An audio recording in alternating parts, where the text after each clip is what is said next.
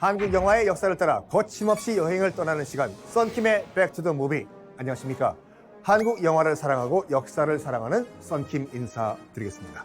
1950년 6월 25일 새벽 4시 암호명 폭풍과 함께 38선 전역에 걸쳐 북한의 기습 남침이 시작됐습니다. 바로 한국전쟁이었죠. 무려 1129일간 이어진 동족상잔의 비극은 1953년 7월 27일 정전협정이 체결되면서 중단이 됩니다. 분단의 시대를 사는 우리의 모습은 영화 속에서 어떻게 그려지고 또 어떻게 변화해 왔을까요? 정전협정 체결 70주년을 맞아서 영화 속에 등장한 한국전쟁의 모습을 되짚어 보겠습니다.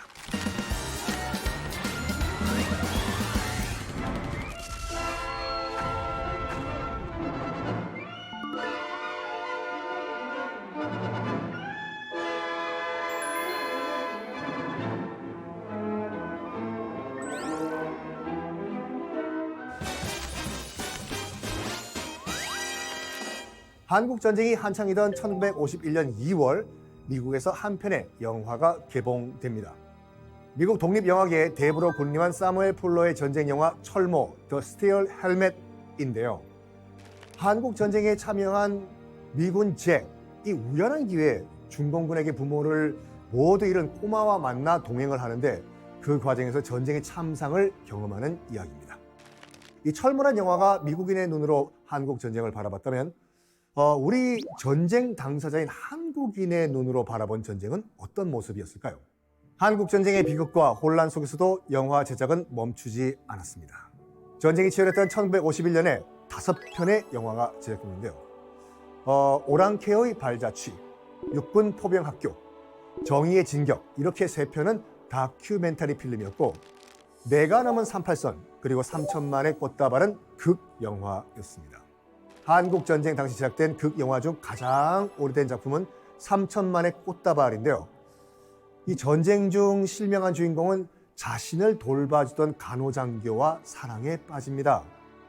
그리고 어머니의 눈을 이식받아 시력을 되찾게 된다라는 그런 이야기인데요. 애절한 로맨스와 절절한 가족애를 다룬 이 영화는 당시 임시 수도였던 부산에서 개봉돼가지고 5만 명이 넘는 관객을 모읍니다. 전쟁통에서 사랑과 희망을 찾아보기 위해 많은 사람이 극장을 찾은 게 아니냐는 생각이 듭니다. 정전협정이 체결되고 드디어 한반도에서 총성이 멈추게 됩니다. 근데 전쟁의 결과가 통일이 아니라 분단이 되면서 이게 당시 영화 제작에 영향을 주는데 대표적인 것이 바로 스토리입니다. 한국 영화에서 전쟁 영화는 반공 영화를 내세우는 영화가 대부분이었습니다. 분단이라는 특수한 상황으로 만들어진 게 검열제도인데요. 이 검열을 통과하기 위해서는 그 소재나 표현에 제약이 생기게 된 거죠. 실제로 반공법 위반에 걸려 상영이 금지된 최초의 영화가 있는데요. 1955년에 발표된 이강천 감독의 영화 피아골입니다. 휴전 후 지리산에 남게 된 빨치산들의 이야기를 다뤘는데 이 빨치산을 너무 사실적으로 그리고 또 인간적으로 그렸다라는 이유로 반공법 위반으로 상영을 금지했습니다. 이후 이강천 감독은 편집을 수정을 해가지고 재상영을 했거든요. 그래서 1955년 제정된 제1회 금룡상에서 감독상을 타며 지금까지 한국전쟁 영화의 고전으로 평가를 받고 있습니다. 한국전쟁을 다룬 본격 전쟁 영화는 60년대에 만들어집니다. 스펙타클한 전쟁 영화의 시초, 5인의 해병인데요. 군인들의 치열한 전투와 분단의 아픔을 그린 그 영화인데요. 한국 전쟁의 아픔이 채 가시지 않았던 당시 개봉이 돼서 화제가 되었습니다. 이 영화는 처음에 그 해병대에서 먼저 제2에서 만들어진 작품이라고 합니다. 국책 영화였던 셈이죠.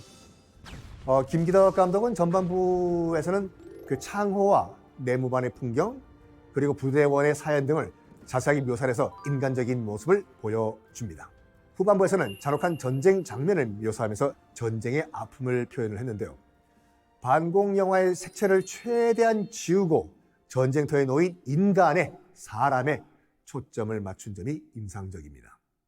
1960년대는 한국 영화의 황금기였습니다. 전쟁 영화 역시 매년 서너 편씩 만들어져가지고 극장가에 걸렸다고 하죠. 이때 등장하는 분이 있으니 바로 참전용사 출신의 이만희 감독입니다. 고등학교 재학 중에 한국전쟁에 참전을 한 이만희 감독은 정전 후에 영화계에 진출을 했는데 그가 만든 51편의 영화 가운데서 무려 11편이 전쟁 영화로 채워져 있습니다. 이만희 감독의 작품 중에는 전쟁 영화 걸작이 있습니다. 바로 1963년도 작품 맞습니다. 그 유명한 돌아오지 않는 해병입니다. 돌아오지 않는 해병이 전쟁 영화사에서 중요한 이유, 이 영화의 서사 구도와 인물 구도 그리고 촬영의 노하우는 한국 전쟁 영화의 정석처럼 이어져 지금까지도 영향을 미치고 있기 때문입니다. 이후 60년대 전쟁 영화의 대미를 장식한 또 하나의 작품이 나왔습니다. 빨간 마후라는 하늘의 사나이, 신상욱 감독의 영화 빨간 마후라입니다. 빨간 마후라는 한국 전쟁 중에 평양에서 10km 떨어진 승호리 철교 폭파 작전에 투입되는 실존 인물이에요. 김신 공군 대령 그리고 유치곤 공군 중위를 모델로 한 영화입니다. 당시 보기 힘들었던 항공기, 전투기, 액션 장면을 실감나게 촬영하기 위해서 획기적인 방법을 많이 시도했습니다. 전투기 시점에서 폭격하는 장면을 찍기 위해 가지고 촬영 카메라를 그대로 전투기에 달고 비행했다고 하죠. 와, 이런 공을 들인 덕에 한국뿐 아니라 대만과 동남아시아 등등등에서도 큰 인기를 끌었습니다. 이 수출 과정에서요, 원본 필름이 그대로 수출용으로 쓰였다고 합니다. 원본이 수출된 거예요. 이때 원본의 상당 부분이 갑자기 유실돼가지고 영화를 온전히 감상하기 힘들어져 버립니다. 이게 참 안타까운 일인데 그때는 그 영화 필름을 보존을 해야 된다 이런 생각을 못했다고 해요. 그렇게 필름 일부가 사라져 영영 완본을 볼 수가 없게 됐던 이 영화의 유실된 부분이 어딘가에 보관돼 있었습니다. 거기가 어디냐? 바로 노스코리아, 북한이었습니다. 신상욱 감독이 북한에 납치됐을 때 김정일이 모아둔 영화 컬렉션을 볼 기회가 있었다고 합니다. 신 감독이 말에 따르면 우리나라에서 실종된 모든 필름이 다 북한에 다 있대요. 거기에 유실된 필름이 있었던 거예요. 김정일은 영화 광이었죠. 그래서 북한을 탈출할 때 그 유실된 부분을 복사해서 특별히 챙겨 나왔다고 합니다. 그리고 국내에 있던 필름과 북한에서 복사해온 비디오를 필름으로 변환해서 붙여서 짜잔! 1989년에 재개봉을 했죠. 이후에 한국영상자료원에서 필름을 직접 복원해서 지금은 고화질로 감상을 할 수가 있게 됐습니다.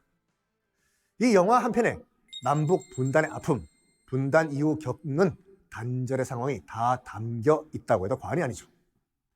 1970년대에는 반공 이데올로기가 극에 달했던 시기입니다. 이때 나온 대표적인 작품이 있습니다. 태권브이로 유명한 김청기 감독의 또리 장군 시리즈죠. 만화예요. 북한군을요, 인간이 아닌 험악스러운 짐승으로 표현했습니다. 늑대가 나오고 돼지가 나오고. 당시 정부 주도로 반공 영화 제작이 활발하게 진행되면서 이 영화를 넘어가지고 만화, 애니메이션까지 이제 나오게 된 거죠. 반공 영화 홍수 시대에 나온 작품 중에 전쟁 영화 명작을 하나 소개할까 합니다.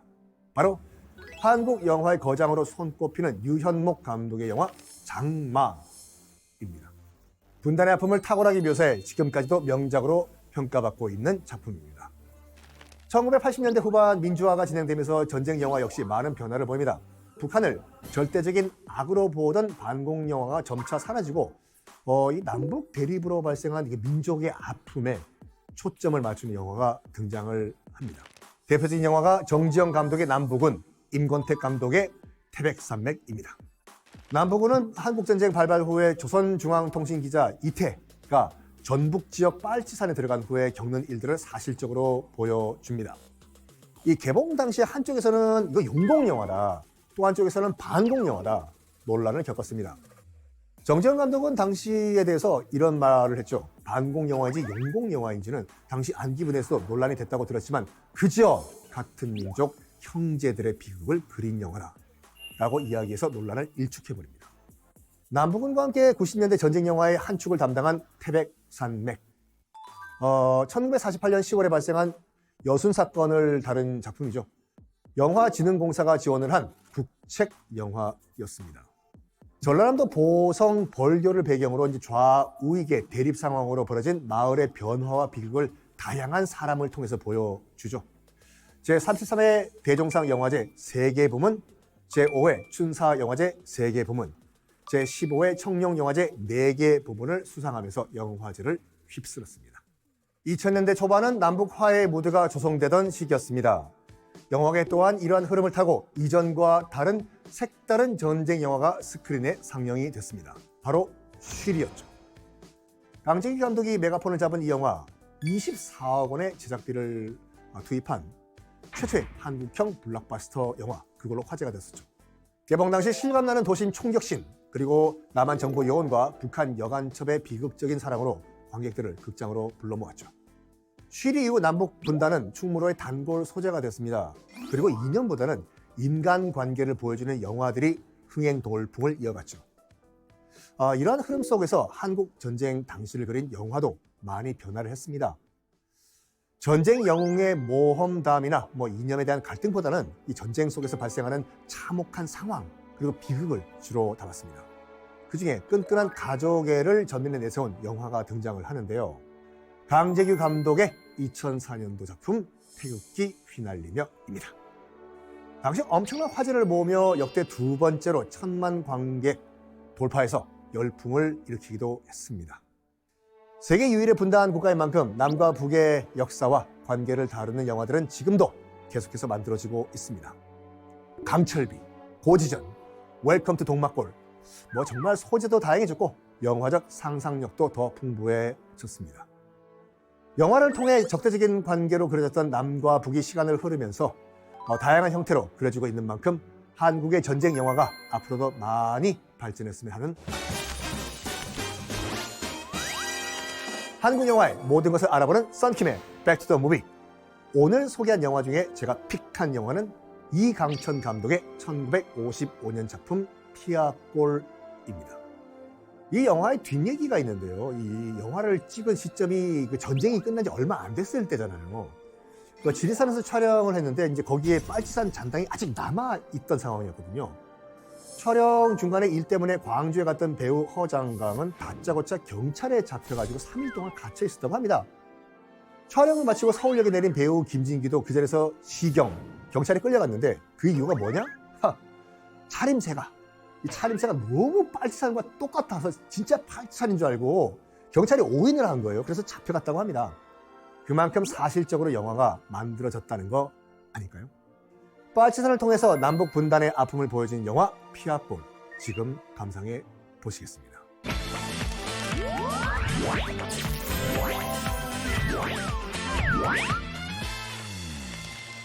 지리산 깊숙이 자리 잡은 골짜기 피아골.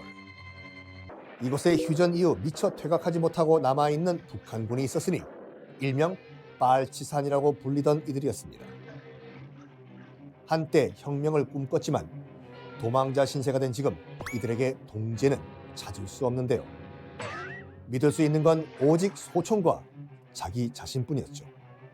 부상이라도 당하면 짐이 되기에 가차없이 버려지게 됩니다. 대장 아가리의 주도로 산 아래 경찰서를 습격한 대원들. 대를 정리하도록.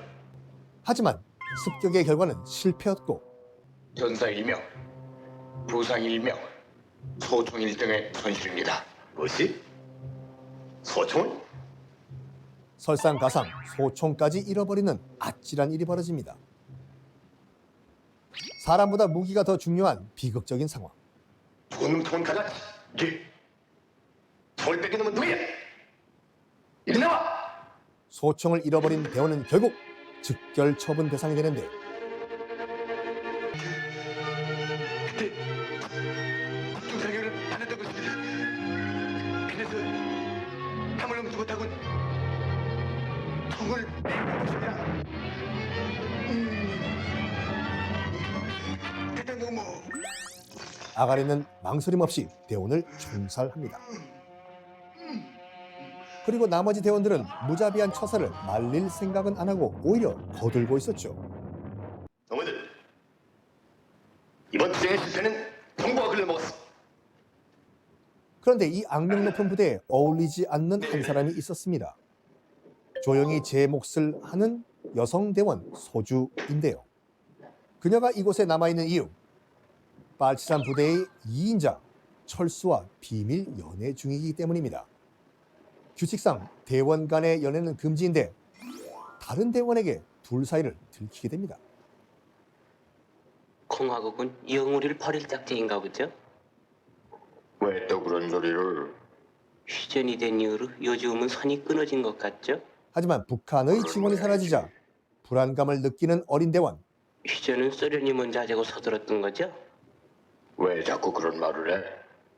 간부의 귀에 거슬리면 어떻게 하려고? 부대를 떠나 고향 마을로 돌아가고 싶어 하는데 남살리에는 누가 있나? 어머니하고 또 외삼촌이요. 대장이 무서워 차마 입 밖에 내진 못합니다. 이번에도 또 소주 동물합니다.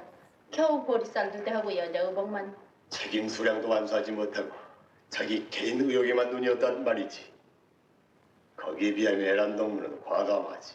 출신 성분이 다르지 않아요? 그래, 애란동무는 북로당 출신이고. 봤어? 대장이 무서운 건 소주도 마찬가지인데요. 어서 들어가 봐. 대장 동무께서 기다리고 있어. 가뜩이나 미움받는데 에란의 모함이 그녀를 더 힘들게 합니다. 소주를 궁지에 몰아넣은 에란은 곧바로 철수에게 향하는데 아휴, 빨래에서 소주 동무 냄새가 물씬 풍기는군요. 그의 앞에서 질투심과 연정을 동시에 드러내죠. 동무, 응? 말 좀 상가시오. 왜요? 마땅치 않아요? 서희동무, 아직도 여성 근성을 버리지 못했어. 그러니까 당성이 약하단 말이야. 그 사이 대장과 면담 중인 소주 역시나 질책을 당하는데요. 이깟 것보다 우리에겐 한틀에서 아직 귀중하단 말이야. 예상보다 더 모진 말에 결국 서름이 폭발하고 맙니다.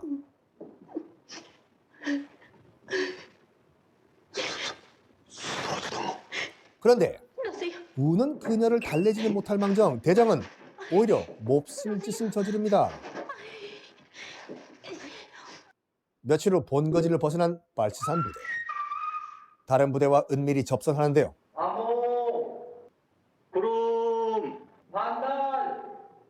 대원들은 그곳에서 북한군의 간부를 만나게 됩니다.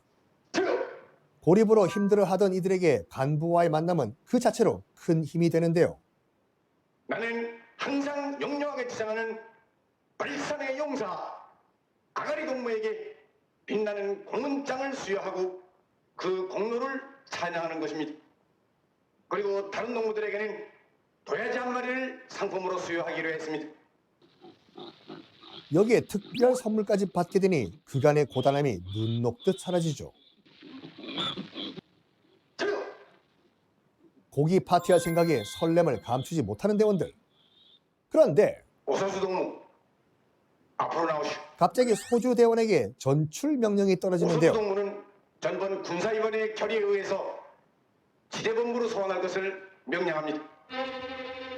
당의 명령을 거부할 수 없는 그녀는 철수에게 작별 인사도 하지 못한 채 빨치산 부대를 떠나게 됩니다.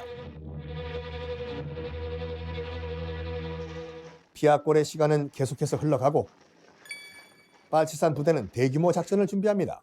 지난 겨울에 뼈에 맺힌 굶주림을 상기하여 될 수 있는 대로 많은 식량을 비장에 둬야 할 것이니 오늘 투쟁 목적지는 남설리브라 반동문자의 멋자리 남설리브라. 두 번의 실패를 겪을 수 없기에 만반의 준비를 하는 대원들. 마을 초입부터 경계를 늦추지 않습니다. 그리고 은밀하고 빠르게 마을에 침투하는데요. 사람들이 잠든 틈을 노려 마을에 불을 지르는 빨치산 부대원들.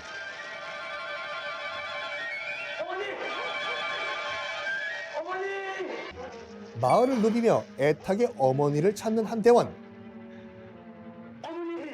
알고 보니 이곳은 어린 대원의 고향 마을이었는데요. 여보냐, 나야 엄마. 작전에 참여하는 척 가족과 재회하려 했지만 애미를 쐈지.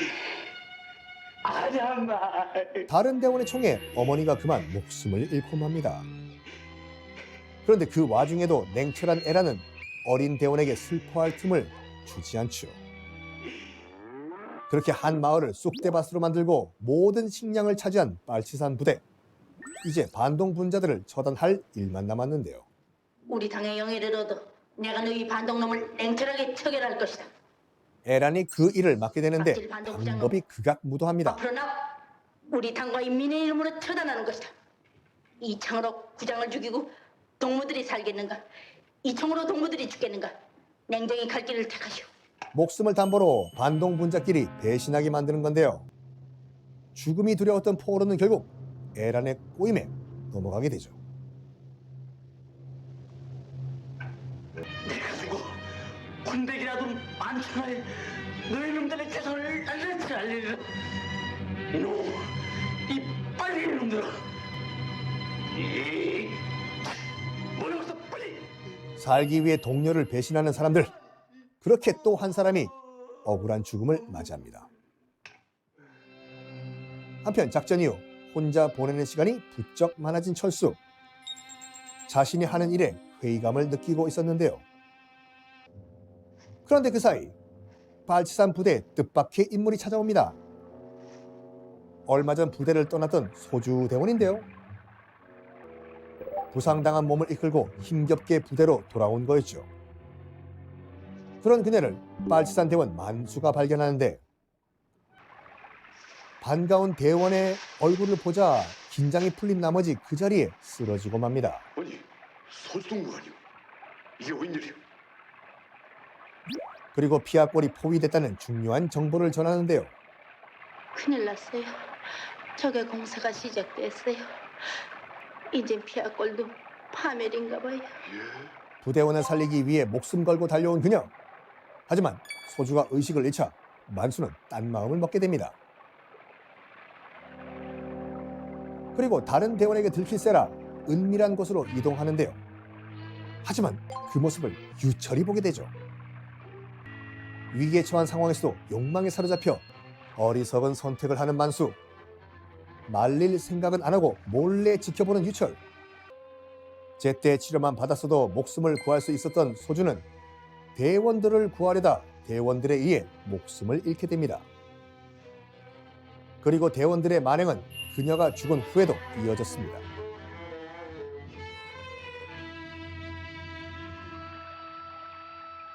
조용히 묻힐 것 같던 그녀의 죽음은 빨래를 하던 대원 달석 때문에 두 대원 모두에게 알려지게 됩니다. 대장동무, 소주동무가 죽었습니다. 뭐라고? 소주동무가 죽어 있는 것을 어떻게 발견했어? 빨래를 하고 있자니까 여자 속옷이 바로 이것입니다. 소주동무가 오는 것을 봤지? 아니요. 천만의 말씀입니다. 그런데 어째서인지 달석이 소주를 죽인 범인으로 의심받는데요. 정말 달석동물까?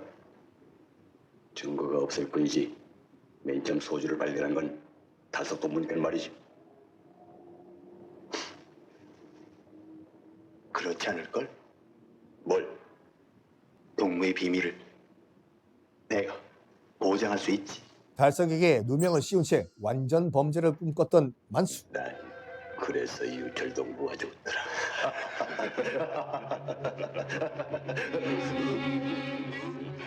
하지만 유철이 진실을 알고 있자 이를 숨기기 위해 또 다른 살인을 저지릅니다.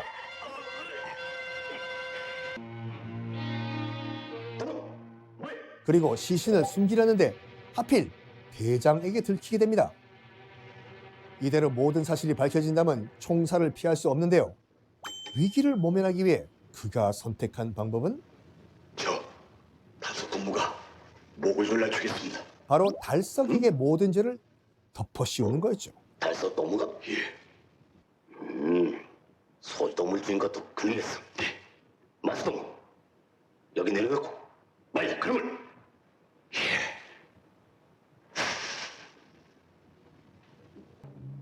혼자서 뭘 하고 있어? 유철동무와 동무하고 같이 오래. 유철동무가 왜 그래? 공을 잡았다고? 지금 혼자서 굽고 있어.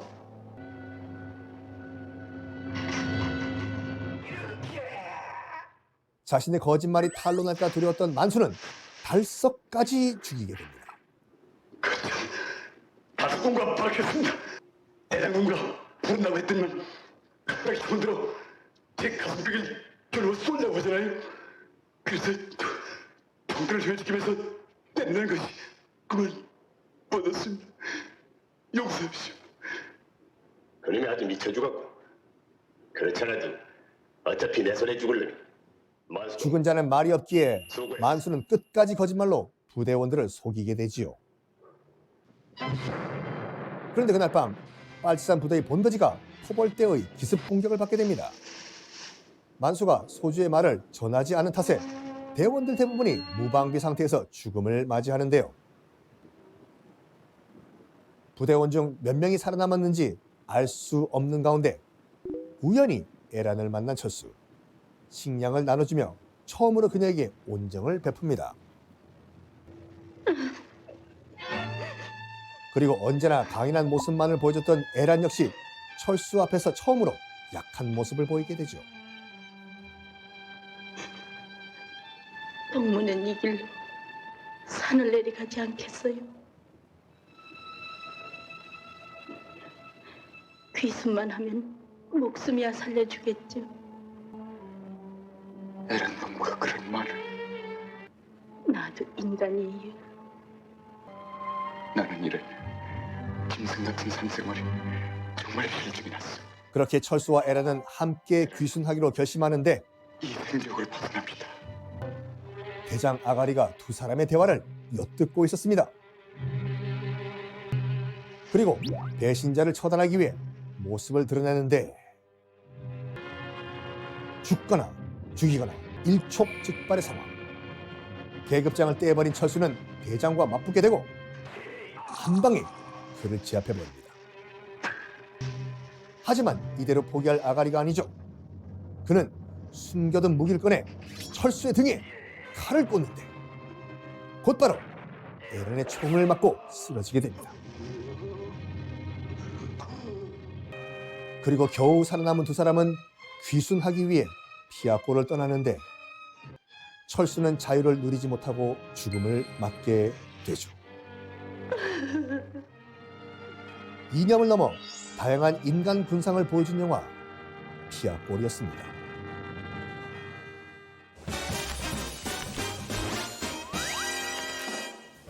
지금 우리가 이렇게 평화로운 삶을 유지할 수 있었던 것은 목숨 걸고 싸운 호국 영령 그리고 참전용사 덕분입니다. 그렇기 때문에 우리들은 이분들의 희생을 잊지 않고 기억을 해야겠죠. 정부 또한 다양한 행사를 통해서 한국 전쟁을 기억하기 위해 노력을 하고 있습니다. 특히 올해는 정전협정 70주년 그리고 한미협정 70주년이 되는 해인 만큼 더 뜻깊은 행사들을 계획하고 있다고 합니다.